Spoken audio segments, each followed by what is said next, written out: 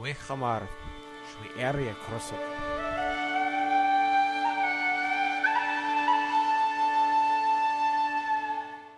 Hello everybody in our Tenley Shunlith, as the Amazons say. Today, as after it's been a week or so after I've gotten back from Maui and have experienced a wonderful time over in the Hawaiian Islands, or the Hawaiian Islands as they say over there, I would like to talk today a bit about the Sad Puppies campaign, and more accurately, the concept of propaganda and stories, which is something I picked up yesterday, or no, 2 days ago, when I was having a little argument with someone on Twitter.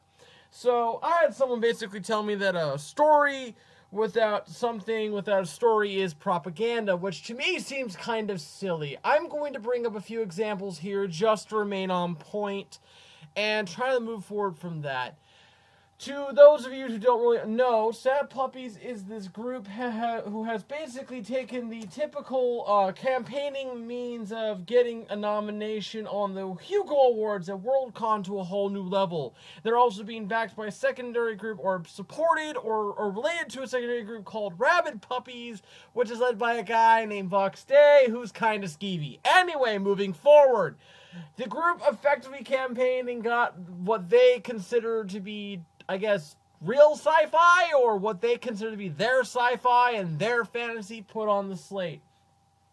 Now, the reason why this is very interesting is because even though they got this put through, two authors actually removed their nominations, and I believe one, I don't have his name off firsthand, who wrote a book, removed it after seeing what happened, and then a second one also did the same.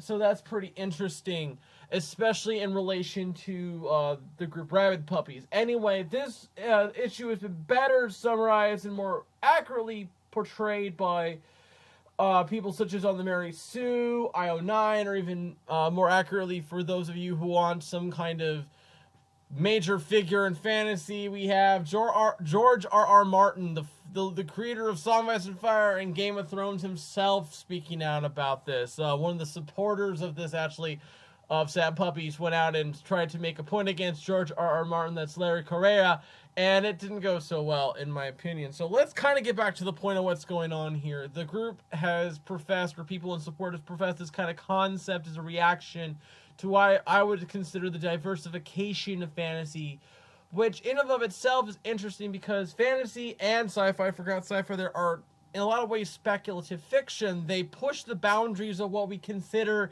to be normal storytelling, but in a lot of ways they just continue an ongoing tradition that has existed since the Bronze Age. So let's move forward on that. I mean, realistically, even the story of Atlantis with fantastical technology in a lot of ways is pushing the boundary on that. Note, Atlantis was destroyed by angry gods, but we're not really focusing on that. So, writers, no matter how hard they try, will impart some kind of, and I say try, and some actually do their best not to put like some kind of, I guess you could call it propaganda. I really don't think it's that, but that's as they're calling it, inside of a story. But if this is true, then Lord of the Rings is basically spouting an anti-industrial message on a level where all businessmen are undead wraiths. And I say this because if you take time to analyze Tolkien's views on industrialization, I mean building large factories, tearing up land to build like massive complexes, he saw that as bad. He was a man who was in love with the English countryside. I mean, if you look at the elves, basically all the really good elves are the ones who effectively work for the land and defend it. Whereas everybody who's bad tends to be someone who wants to manipulate the land, destroy it, destroy history, destroy figures, and remove freedom from people in a lot of ways. I mean, if you look at Sauron, he basically creates a mass-produced race of enemy orcs, and then he tries to turn the rest of Middle-earth into that. The concept of the wraiths, a lot of scholars have pointed out, is very similar to how Tolkien saw the soullessness of individuals that were coming right out of the Gilded Age. You know, these kind of uncaring, money-grubbing businessmen. If you look at the way how the dwarves are proceeded and the evil that they have to deal with the dragon, that has to deal a lot with greed. And this is a typical aspect of his Catholic upbringing, which is greed is bad. We need to be, balanced in how we do things. And for those of you who don't really know this or have kind of sadly not seen this.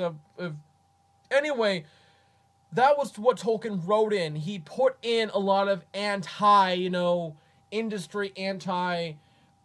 business in the fact of tearing up, destroying, and hurting nature. He basically was pro-conservation, much like Teddy Roosevelt.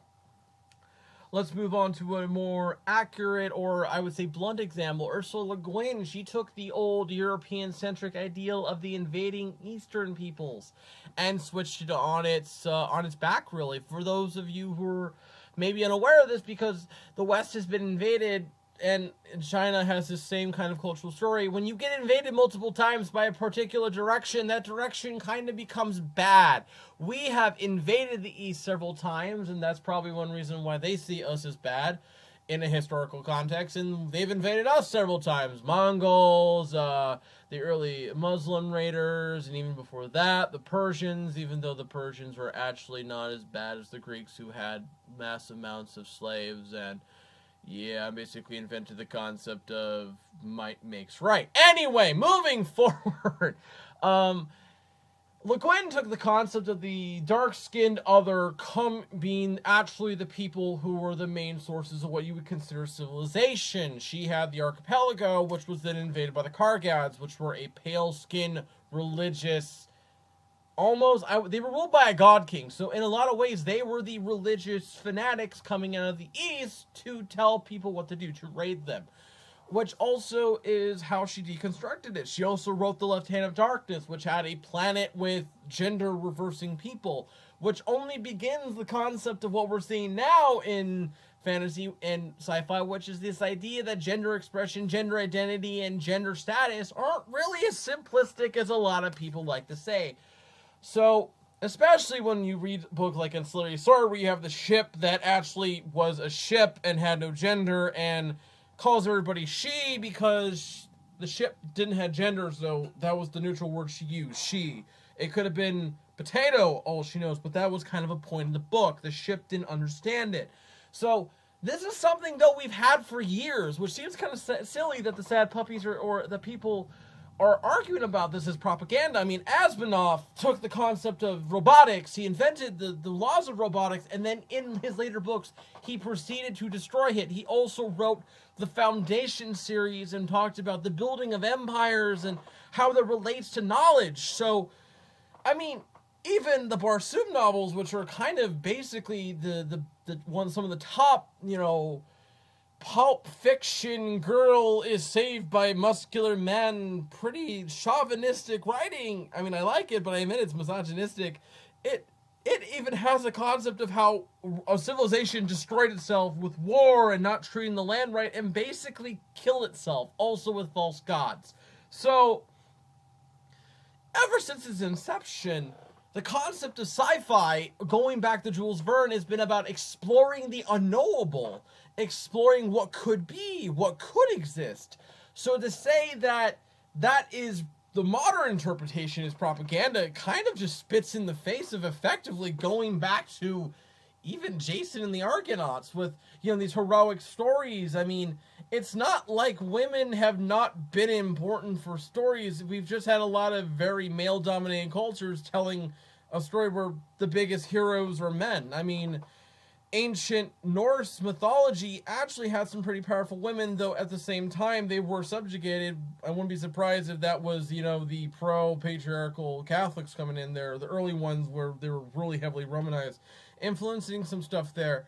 But it's not like it's a new thing. It just seems silly to say that it's propaganda. I think what the problem here is that we've had this kind of ongoing culture of, I'm going to say it, white male-dominated writing that a lot of people have somehow, or the fans of it, have somehow forgotten that, that their very sci-fi is, let's look at Star Trek. It's anti-death penalty, pro-socialist in a lot of ways, argues against, if you watch DS9, you watch anything where they go up against a tyrant, the Federation will basically sit there and talk about how all the rights for people, it's lovey-dovey. I mean, the Ferengi make jokes about this.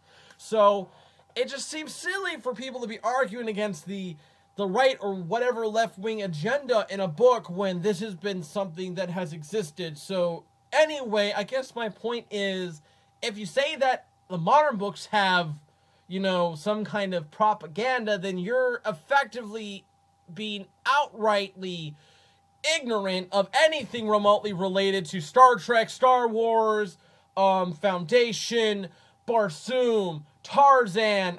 Tarzan, I haven't read all of Tarzan, but there are points where, again, it goes on about there are certainly brutalist, oppression, anti-tyranny.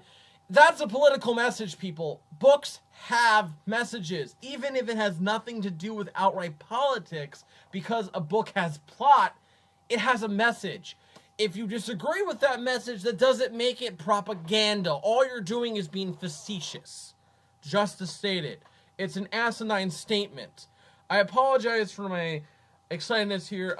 This is, again, like the umpteenth time I'm trying to record this podcast, and hopefully this one won't get corrupted. But anyway, thank you for listening. I hope we'll have this out sometime. I just wanted to post this because it's becoming a thing that now if someone tries to do something new, or someone who is not from what I would say the traditional male-dominated white writership, or you even do something that's not what this group or groups consider to be normal, and I respect the fact that they're scared of change, the fact that they're going about it in such a way is just not really appropriate. Now, do I condone the death threats going to everybody? No, that's silly. If you are putting a death threat against someone who disagrees with you, you obviously need to grow up, okay, people? This is not, just stop with the death threats. But anyway, back to what I was saying. Thank you, everybody. Have a nice day. Thank you for listening to my rant. I apologize if I'm all over the place. Just how to get this out there. I will be returning to the normal all-tier updates. Anyway, have a good day, and fan shush, as the Amazons say.